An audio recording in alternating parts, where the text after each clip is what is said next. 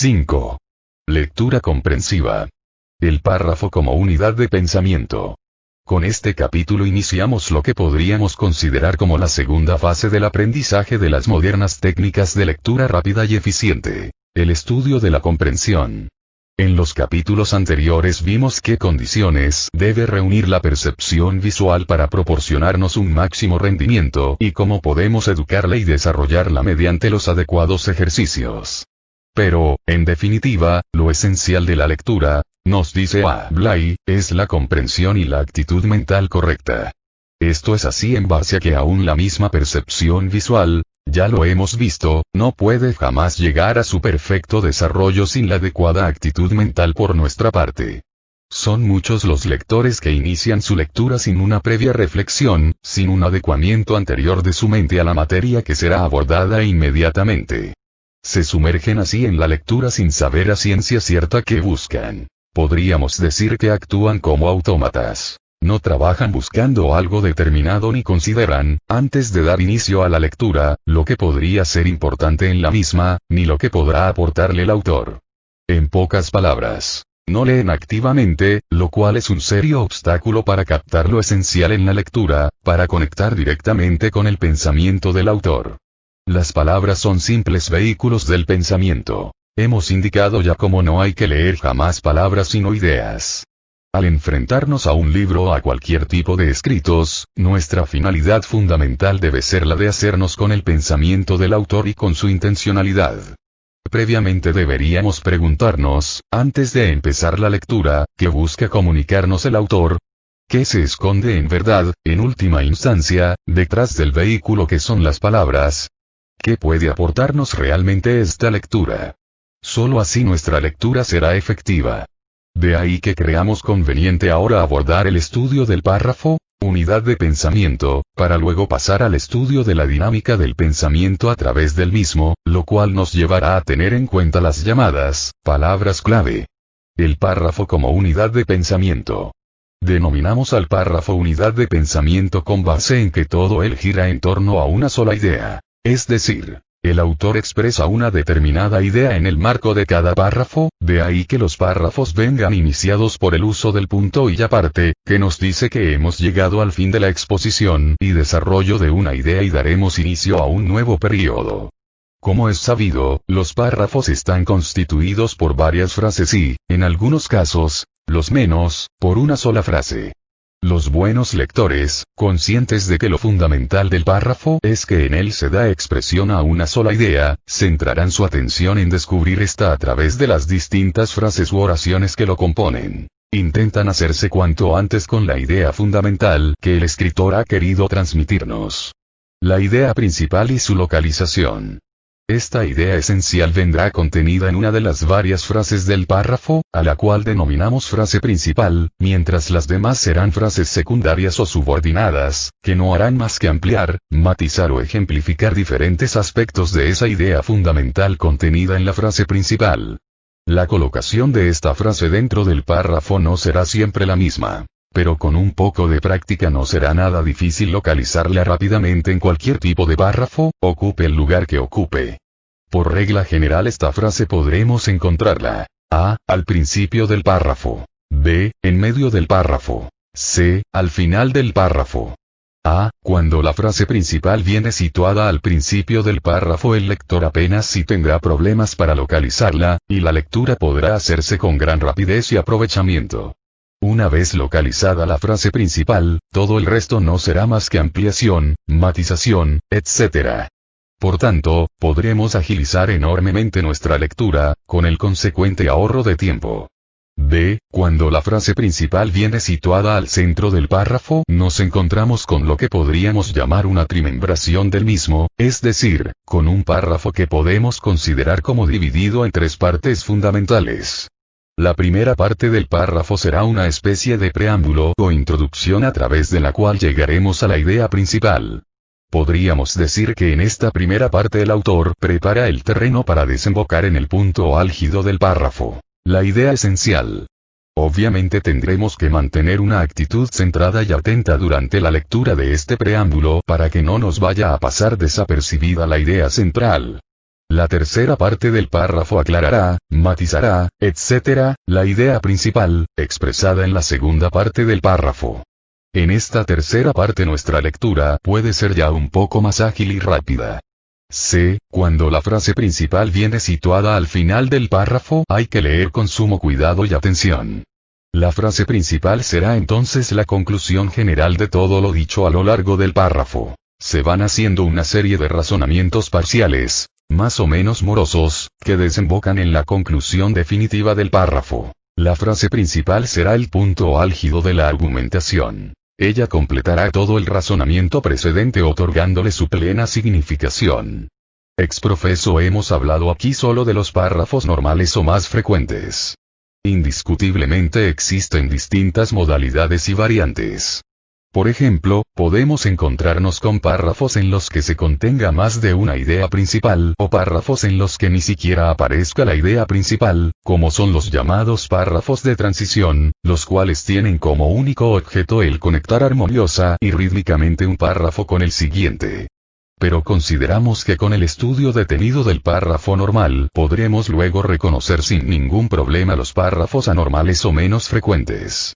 Lo único que hay que hacer es ejercitarnos adecuadamente, enfrentarnos a un escrito y ponernos a localizar la idea principal de cada uno de sus párrafos. Este es un ejercicio que debemos realizar cada uno por nuestra cuenta. Al final se verán los positivos resultados que se obtienen. Nuestras lecturas se harán increíblemente ágiles y nuestra comprensión será sencillamente óptima, ya que conectaremos directamente con el pensamiento del autor. Más adelante, al final del capítulo, pondremos un ejercicio de localización de la frase principal. Pero ahora daremos algunas indicaciones precisas que facilitarán la localización de las frases principales. Localización de la frase principal. Una vez más lo repetimos. Lo fundamental en la lectura es, en definitiva, la actitud mental del lector. Una actitud mental despierta, activa, centrada en la lectura, será la que nos permita captar rápidamente el pensamiento del autor y hacernos con la idea central expresada en cada párrafo. En pocas palabras, debemos tener los ojos de la mente bien despiertos, adheridos al dinámico fluir del pensamiento del autor y no a sus palabras. Solo así podremos hacernos con la debida ligereza con las ideas centrales de un escrito. Pero además, una serie de técnicas pueden ayudarnos perfectamente a localizar las ideas esenciales con mayor rapidez y seguridad. Ante todo, debemos determinar cuál es la palabra que más se repite dentro del párrafo. Podemos encontrarnos con un vocablo que incluso domine todo el párrafo y en torno al cual gire enteramente la exposición del autor. Con esto habremos adelantado bastante. Pero eso sí, hemos de tener en cuenta que el autor puede también aludir a esa palabra de manera metafórica, que puede utilizar sinónimos o sustituirla por pronombres. Lo importante es que de una u otra forma el autor se está refiriendo a la misma idea y así llegaremos a la idea principal del párrafo. Naturalmente toparemos con la siguiente dificultad. De una u otra manera todas las frases del párrafo tendrán siempre alguna relación con esa palabra clave. Tengamos presente, que después de todo, la idea principal está contenida dentro del párrafo, o mejor, todo él gira en torno a la misma. Algunas claves para determinar la frase principal. La frase principal siempre será la más genérica de todas las frases del párrafo. Será aquella frase donde se nos exprese la afirmación más amplia y abstracta. Será siempre la conclusión y el resumen de las demás. La frase principal siempre será la frase imprescindible dentro del párrafo. Si la quitamos, el párrafo aparecerá como truncado, el pensamiento del autor quedará evidentemente incompleto. Esto no sucede con las frases secundarias o subordinadas. Si llegamos a suprimir una de estas frases u oraciones completas veremos cómo apenas si variará el sentido global del párrafo. Perderemos, eso sí, algunos matices, pero nada más. El pensamiento del autor puede captarse sin ninguna dificultad en la plenitud de su sentido. Las frases secundarias. Como vemos, saber localizar la frase principal es hacerse rápidamente con el núcleo central del párrafo, con su esencia misma. Es, en definitiva, desarrollar una lectura activa que nos posibilita ir a lo esencial, al pensamiento mismo del autor, conectando con este de una manera centrada e inteligente que nos capacita para una mejor comprensión y asimilación de lo leído. El lector que desarrolle debidamente esta habilidad estará en disposición de realizar una lectura mucho más dinámica. Una vez descubierta la idea principal, es posible recorrer rápidamente todo el contenido del párrafo, comprendiendo óptimamente el valor real de cada una de sus partes. Así, la idea del conjunto será más nítida, clara y precisa en sus múltiples matices.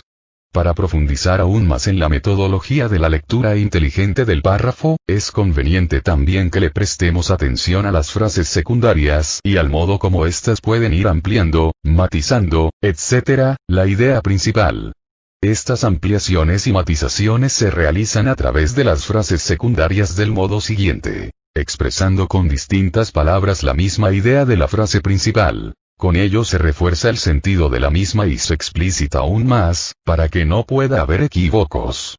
Son las frases secundarias repetitivas o reiterativas. Expresando aún más claramente cuál es el verdadero sentir del autor al rechazar de plano otro modo distinto de pensar con mayor o menor vehemencia. A estas frases secundarias podríamos llamarlas de contraste, ya que en el contraste de ideas se fundamenta su mecanismo de acción y su operatividad dentro del párrafo. Ejemplificando la idea principal a través de detalles y casos concretos. Estos ejemplos suelen ser muy útiles ya que nos ayudan a comprender cabalmente el sentido real de la idea esencial. Nos llevan del terreno de lo genérico y abstracto al de lo concreto, siempre de más fácil asimilación por parte del lector, pero en determinados momentos y según las conveniencias del lector, pueden ser pasados por alto, una vez obtenida la idea principal y asegurada totalmente su perfecta comprensión. El ahorro de tiempo que esta práctica supone es evidente y no requiere mayores comentarios. Pero es sobre todo en una segunda lectura, o lectura de repaso, donde esta práctica nos puede ser de verdadera utilidad. Ahora solo iríamos a lo esencial dentro de cada párrafo, dejando a un lado las frases secundarias ejemplificativas. Razonando o argumentando con detalle el contenido de la frase principal. Por medio de estas frases secundarias, el autor nos hace comprender más profundamente las ideas que expresa en la frase principal, al mostrarnos claramente sus fundamentos lógicos y teóricos. Advertir adecuadamente cuál es la importancia real de cada frase secundaria dentro de la estructura global de cada párrafo, posibilitará el que leamos con mayor ligereza aquellas frases que apenas introducen matices de verdadera relevancia con respecto a la idea central del párrafo. Esto nos permitirá un ritmo alterno de lectura de acuerdo a la mayor o menor dificultad o importancia de las distintas frases subordinadas.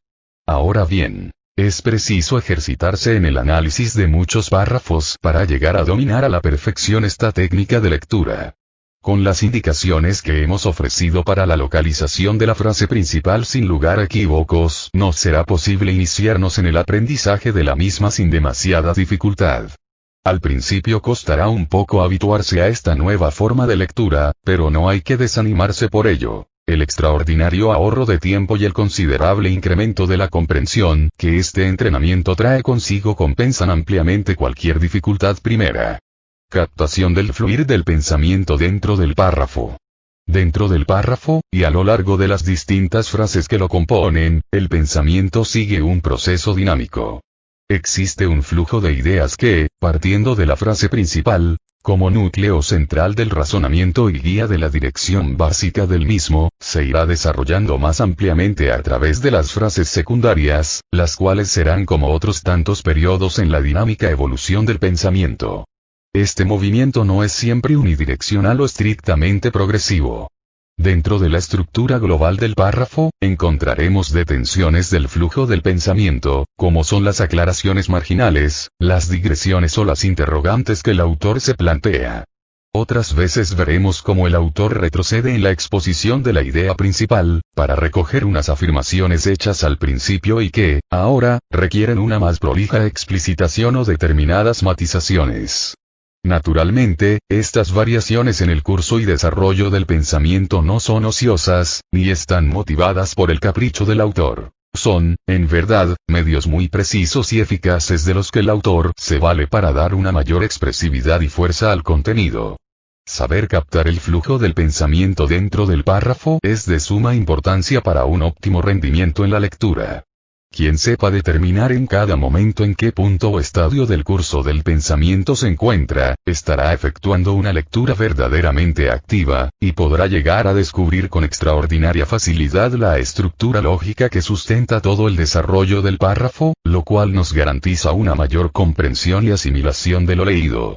Pero además, dominando íntegramente la estructura general del párrafo y sabiendo en cada momento cuáles son sus puntos álgidos o más importantes, estaremos en condiciones de realizar los más diversos tipos de lectura y a las velocidades más variadas, siempre de acuerdo con los propios intereses y motivaciones. De acuerdo con esto, en momentos determinados podremos dejar a un lado las digresiones del autor para centrarnos únicamente en el desarrollo de la idea esencial. Leeríamos yendo directamente a lo esencial y sustantivo del texto, dejando a un lado lo marginal y accesorio. Como ya se verá más adelante, cuando hablemos de la técnica del skimming o lectura de salteo, esto conviene hacerlo en las lecturas de repaso o en las llamadas lecturas de reconocimiento, en las cuales lo que importa es hacerse con una idea general, lo más precisa posible, del escrito, para luego pasar, si vemos que realmente vale la pena hacerlo así, a un examen más detenido del mismo. Queremos decir con esto que este tipo de lectura siempre deberá estar supeditado a las necesidades de cada lector en particular. Somos nosotros mismos los que debemos determinar cómo debemos leer en cada momento. Palabra señal. Existe una serie de palabras que, a modo de señales y a lo largo de todo el párrafo, nos van indicando las variaciones del desarrollo del pensamiento dentro del mismo, haciéndonos más fácil su adecuada captación. Son las llamadas palabras señal. Estas podemos distribuirlas en tres grupos. 1. Palabras que indican un avance en el curso del pensamiento. 2. Palabras que indican una detención. 3. Palabras que indican un retroceso. 1. Palabras avance. Siendo, en general, las más numerosas dentro del párrafo, se desarrollan en el mismo sentido de la frase principal y representan una mayor insistencia en ese sentido.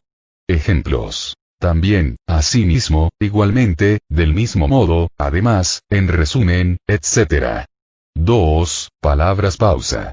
Podrían ser suprimidas en algún momento sin que el texto sufriera por ello una variación sustancial en su significado. Su finalidad es simplemente aclaratoria.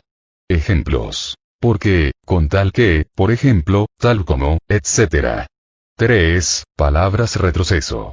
Son quizá las más significativas. Hacen un mayor hincapié en el razonamiento del autor, lo resaltan y refuerzan, ya que estos cambios y retrocesos dentro del curso del pensamiento representan lo que el autor rechaza, aquellas posibles objeciones que hay que resolver y anular. También las palabras retroceso pueden indicar que se vuelve a tomar de nuevo el curso del pensamiento. Ejemplos. Pero, sin embargo, no obstante, a pesar de todo, prescindiendo de, en vez de, etc. La importancia de estas palabras clave es que nos ayudan a seguir con mayor facilidad el curso del pensamiento. Suponen una ayuda fundamental para el lector. Son como llamadas de alerta al inicio mismo de las frases que nos van advirtiendo de las variaciones e incidencias del flujo del pensamiento dentro del párrafo.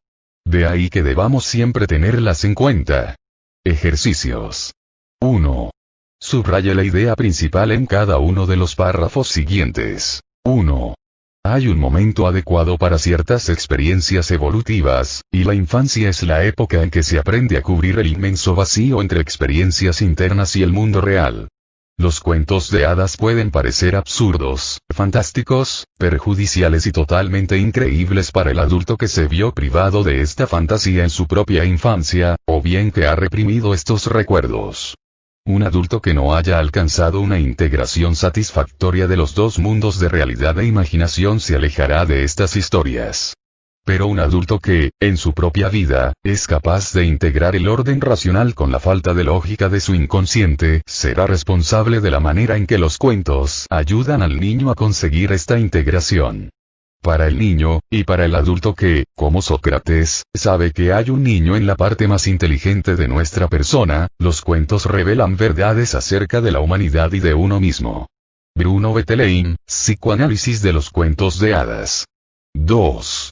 La evolución fue posible porque todos los seres vivos estaban dotados de un sistema de herencia, Un sistema genético, que hace posibles cambios en la estructura física de una generación a otra.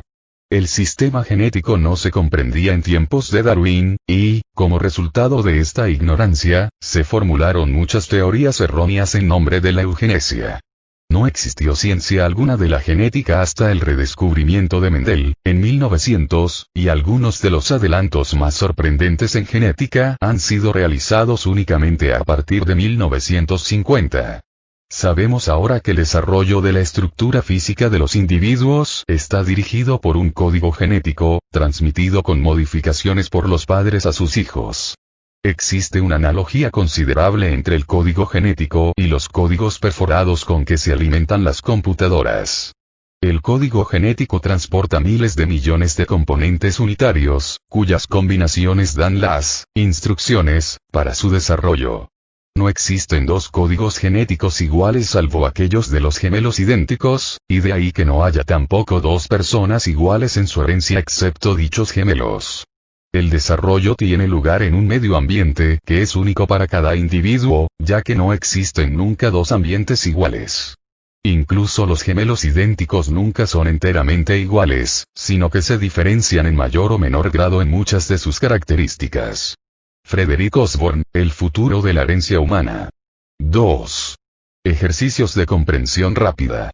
Debe usted leer lo más rápidamente posible, sin emplear la tarjeta, y reconocer en cada grupo las tres palabras relacionadas, de una u otra manera, con la que lo encabeza. Domador.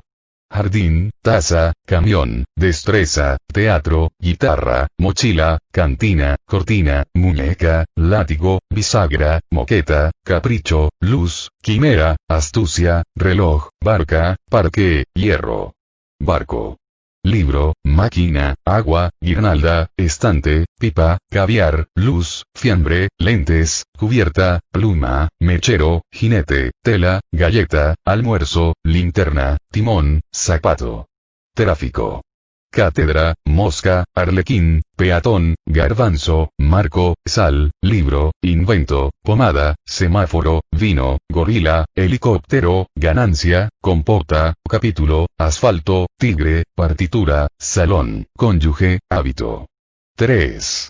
Subraya la idea principal y las ideas secundarias en cada uno de los párrafos siguientes. 1. La revolución industrial, fórmula que caracteriza muy bien el tránsito de la producción de fábrica al capitalismo industrial, se produce en la mayor parte de los países en el siglo que corre desde 1750 hasta 1850. Tiene lugar en formas muy dispares entre ellos, según la diversidad de las situaciones. En Inglaterra, que por entonces tenía ya a sus espaldas un largo desarrollo capitalista, no se puede hablar de una revolución en el sentido de un cambio violento de la estructura de la sociedad. En los Estados Unidos la revolución industrial se cumple en conexión con una guerra de liberación nacional. En Francia es una clásica revolución, una insurrección popular bajo la guía de la burguesía y contra la clase y el sistema dominante, la que allana el camino a la producción capitalista. En Alemania se trata de una revolución desde el exterior, los ejércitos victoriosos de la Revolución Francesa, y de una desde arriba, las concesiones de los Junkers, que hacen posible la irrupción de los nuevos métodos de producción. El paso a nuevos métodos de producción, en todos los países menos Inglaterra, también a nuevas formas sociales, se produce, pues, en modos y con formas muy diversas. Jürgen Kuczynski, Breve Historia de la Economía. 2. El arte es una actividad práctica y como tal está regida por los métodos de su producción. Mientras el artista emplee ciertas herramientas y materiales, cincel y piedra, pincel y pintura, las obras de arte producidas con ellos poseerán una cierta semejanza básica determinada por estos métodos de producción. Se considera un lugar común de la historia de la arquitectura el que los estilos, por lo menos en sus características generales, hayan estado determinados por los materiales disponibles, madera, piedra, ladrillo, cemento, acero, y por las herramientas o máquinas con las cuales se elaboran los materiales. Herbert Read, Arte y Sociedad. Respuestas. Ejercicio 1, párrafo 1. Tenemos dos ideas centrales, principales. Hay un momento adecuado para ciertas experiencias evolutivas, y la infancia es la época en que se aprende a cubrir el inmenso vacío entre experiencias internas y el mundo real, y B para el niño, y para el adulto que, como Sócrates, sabe que hay un niño en la parte más inteligente de nuestra persona. Los cuentos revelan verdades acerca de la humanidad y de uno mismo. Párrafo 2. Tenemos una idea central, principal. La evolución fue posible porque todos los seres vivos estaban dotados de un sistema de herencia, un sistema genético, que hace posibles cambios en la estructura física de una generación a otra. El resto son matizaciones, ampliaciones de esta idea principal. Ejercicio 2. Palabra para comprensión, domador. Palabras relacionadas, destreza, látigo, astucia. Palabra para comprensión, barco. Palabras relacionadas, agua, cubierta, timón. Palabra para comprensión, tráfico. Palabras relacionadas, peatón, semáforo, asfalto. Ejercicio 3. Párrafo 1. Tenemos dos ideas centrales o principales. A la revolución industrial, fórmula que caracteriza muy bien el tránsito de la producción de fábrica, al capitalismo industrial, se produce en la mayor parte de los países en el siglo que corre desde 1750 hasta 1850. B tiene lugar en formas muy dispares entre ellos, según la diversidad de las situaciones. Frases secundarias. El párrafo se cierra con una frase secundaria que reitera y amplía la segunda principal. El paso a nuevos métodos de producción, en todos los países, menos Inglaterra, también a nuevas formas sociales, se produce, pues, en modos y con formas muy diversas. El resto del párrafo lo constituyen frases secundarias, ejemplificadoras. Se nos habla de la situación concreta en Inglaterra, Francia, Estados Unidos y Alemania. Párrafo 2. Frase principal. El arte es una actividad práctica y como tal está regida por los métodos de su producción. Frases secundarias. Tenemos una aclaratoria o explicativa. Mientras el artista emplee ciertas herramientas y materiales, etc., y otra ejemplificadora. Se considera un lugar común en la historia de la arquitectura que los estilos